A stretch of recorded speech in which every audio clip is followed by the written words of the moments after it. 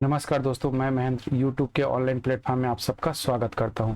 आज हम देखेंगे कंप्यूटर का उद्भव विकास के पार्ट 2। दोस्तों, इसको आगे देखने से पहले मैं आप लोग को बता दूं कि यदि आप चैनल पे नए हैं तो चैनल को सब्सक्राइब कर वीडियो को लाइक एवं अधिक से अधिक शेयर करें ताकि कंप्लीट व्यापम का सिलेबस आपको प्राप्त होता रहे। तो चलिए हम लोग देखते हैं पार्ट 2। इसमें हम देखेंगे दोस्तों, अभी तक हमने कंप्यूटर के उद्भव में देखे थे कंप्यूटर का वर्गीकरण, और कंप्यूटर के वर्गीकरण में हमने देखे थे कंप्यूटर के कार्य पद्धति के आधार पर वर्गीकरण किए थे, कंप्यूटर के साइज आकार के आधार पर वर्गीकरण किए थे, और अब हम देखेंगे कंप्यूटर के उद्देश्य के आधार पर वर्गीकरण। इसके आधार पर हम वर्गीकरण देखेंगे तो कंप्यूटर दो प्रकार, एक जनरल पर्पस, दूसरा स्पेशल पर्पस कंप्यूटर होता है। जनरल पर्पस कंप्यूटर में हम बात करेंगे तो एक ऐसा कंप्यूटर है जिसका उद्देश्य सामान्य होता है। जनरल पर्पस में क्या होता है, उद्देश्य सामान्य होता है, जैसे दस्तावेज तैयार करना, डेटाबेस तैयार करना इत्यादि बनाने के लिए किया जाता है, उसे जनरल पर्पस कहा जाता है। उसी प्रकार जैसे उदाहरण देखेंगे तो सामान्य डेस्कटॉप, लैपटॉप इत्यादि होता है। दूसरा होता है स्पेशल पर्पस कंप्यूटर।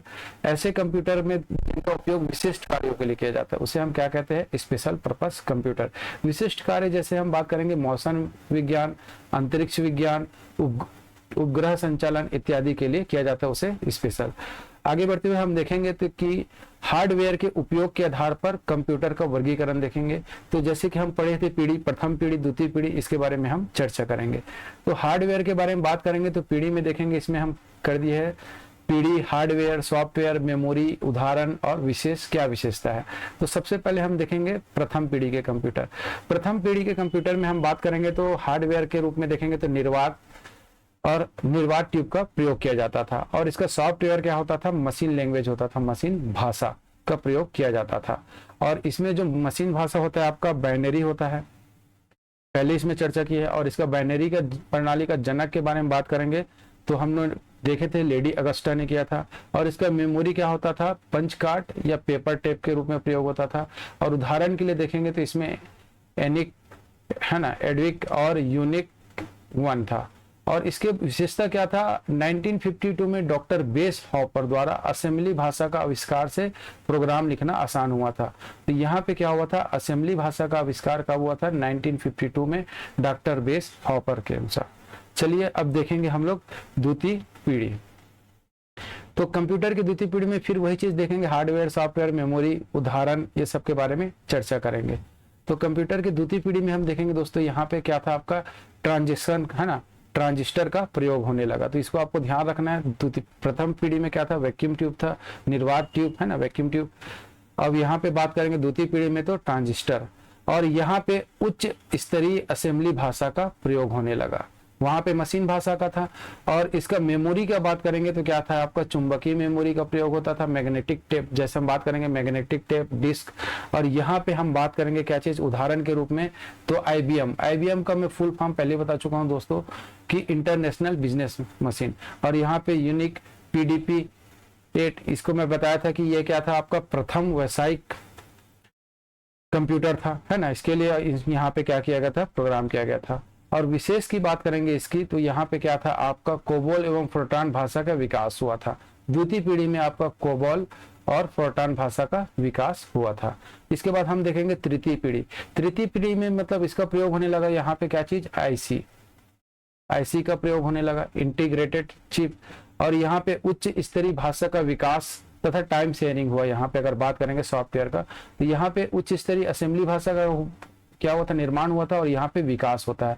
और यहाँ पे क्या करता है, चुंबकीय या मैग्नेटिक टेप का उपयोग होता था मेमोरी के लिए, और इसकी क्षमता में वृद्धि होता है तृतीय पीढ़ी में।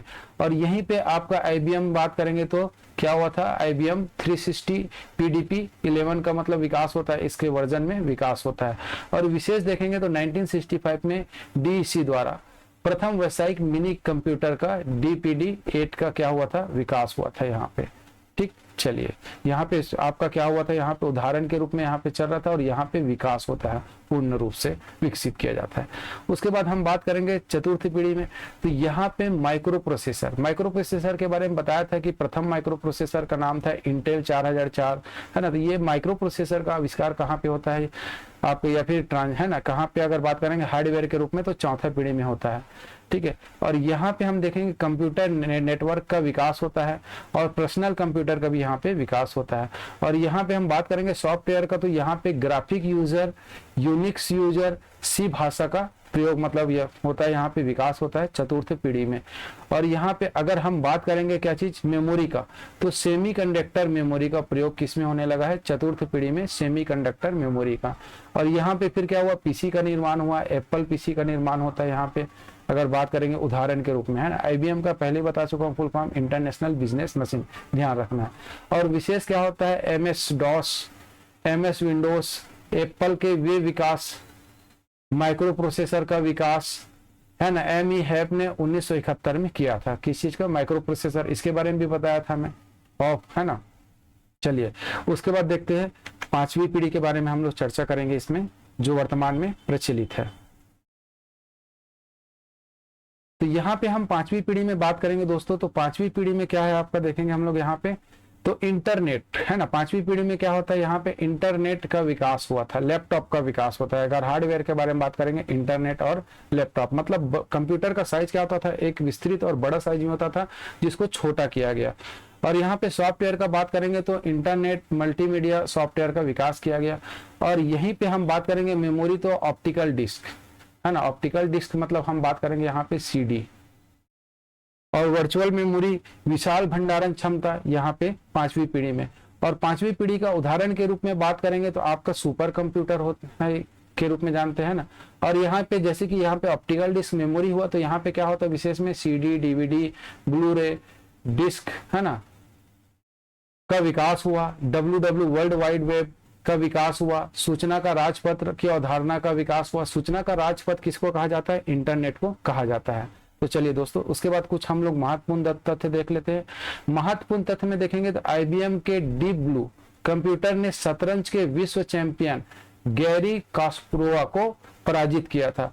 एक, और इसकी क्षमता मतलब होना चाहिए, जो चाल की क्षमता होती थी, 1 सेकंड में 20 करोड़ चालें सोच सकती थी। कौन, जो यहाँ पे डीप ब्लू क्या है, एक कंप्यूटर है ना, जिसका निर्माण किसने किया था, आईबीएम ने। और इसने विश्व चैंपियन जो था उसको यहाँ पे पराजित किया था। दूसरा हम बात करेंगे कंप्यूटर निर्माण के उद्योग में अग्रणी होने के कारण भारत बेंगलुरु शहर को क्या नाम से जाना जाता है, सिलिकॉन वैली के नाम से जाना जाता है। ये सिलिकॉन वैली वही है जिससे आपका चिप, माइक्रो चिप, है ना, माइक्रो प्रोसेसर का निर्माण किया जाता है। इसके बाद हम लोग ऑब्जेक्टिव देखेंगे दोस्तों, जो आपने 3 क्लास देखे हो, जैसे क्लास 1, क्लास 2, ये क्लास 3 है, तो तीनों आप लोग देख लोगे तो आप लोग को ऑब्जेक्टिव अच्छे से समझ आएगा और आसानी से सरल हो जाएगा। पढ़ने के बाद हम लोग देखेंगे 10 ईयर आपका जो पिछला CGWAP में आए हुए क्वेश्चन में है और वो किस तरीके से पूछा जाएगा, इसके बारे में हम लोग चर्चा करेंगे। तो यहाँ पे क्या चीज है, सिलिकॉन वैली के नाम से कौन है, बेंगलुरु शहर प्रसिद्ध है। चलिए आगे बढ़ते हम लोग और देखते हैं महत्वपूर्ण में, है ना। इसके बाद हम लोग बात करेंगे ट्रांजिस्टर का आविष्कार कब हुआ था, तो 1947 में बेल, है ना, लैबोरेटरीज के जॉन वार्डिन और विलियम शाकले तथा वाल्टर ब्रेटन, है ना, ने किया था। ये 3 व्यक्ति ने मिलकर किया था। कहाँ पे, बेल लैबोरेटरीज में, ठीक है, कब, 1947 में। चलिए, ट्रांजिस्टर सिलिकॉन या जर्मेनियम का बना अर्धचालक, ये क्या है, अर्धचालक तीव्र स्विचिंग डिवाइस है। तो इसको याद रखना है, ट्रांजिस्टर सिलिकॉन या जर्मेनियम का बना होता है ना, इस चीज को ध्यान रखना है। जबकि मेमोरी का बात करेंगे तो आपको सिलिकॉन लेना है, और सिलिकॉन ऑप्शन में नहीं रहा तो आपको जर्मेनियम को भी ध्यान रख लेना, ठीक है। लेकिन मुख्य रूप से आपका सिलिकॉन रहेगा आपके ऑप्शन में। अगर किस में बात करेंगे तो मेमोरी या फिर माइक्रोचिप के बारे में बात करेंगे तो। उसके बाद आईसी, इंटीग्रेटेड सर्किट का विकास 1958 में किसने किया था, जैक किल्बी और रॉबर्ट नोई ने किया था, इसको भी ध्यान रखना है। आधुनिक कंप्यूटर विज्ञान का जनक कौन है, तो चार्ल्स बेबेज। और आधुनिक कंप्यूटर के विकास में सर्वाधिक योगदान का बात करेंगे तो डॉक्टर वॉन न्यूमैन। ये चीज को आपको ध्यान रखना है दोस्तों, क्या चीज की, आधुनिक कंप्यूटर के विकास में सर्वाधिक योगदान के बारे में बात करेंगे तो वॉन न्यूमैन, और जनक या पिता की बात करेंगे तो यहाँ पे चार्ल्स बेबेज को लेना है आपको।